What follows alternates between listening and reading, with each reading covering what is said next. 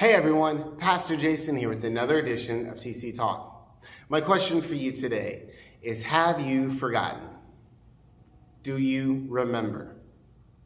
Now I know these are very vague questions. What do you mean?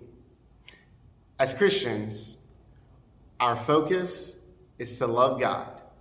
We love God and we love others. But the truth is, sometimes we get so caught up in what we are doing that we actually end up forgetting our love for God, our motivation for why we do what we do.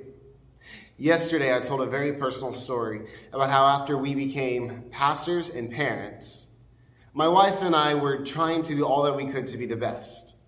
And long story short, I was more focused on being a good pastor instead of being a good father and a good family man. So much so that the church became my priority. And I forgot my first love. I forgot how important my family was. And it wasn't until my wife and I talked about it that I realized the errors of my way. It reminds me a lot of the church in Ephesus. In Revelation chapter 2, Jesus is talking, and he talks to the church in Ephesus, and he says, look, I see what you do. I see all this good stuff that you do. He named 3 or 4 really good things that honestly, you would think this church has to be solid. They have to be the perfect church, the ideal church.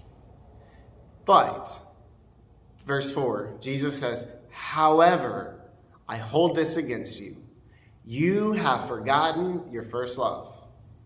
The church in Ephesus was a big church. They were doing great things. They were thriving, but they forgot their first love.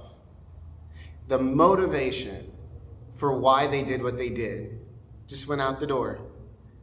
They had the best programs. They had the best teaching. They had everything that you would want. However, they had lost their love. Not even lost.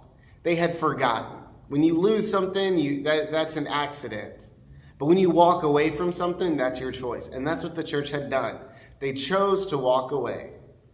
There's good news though.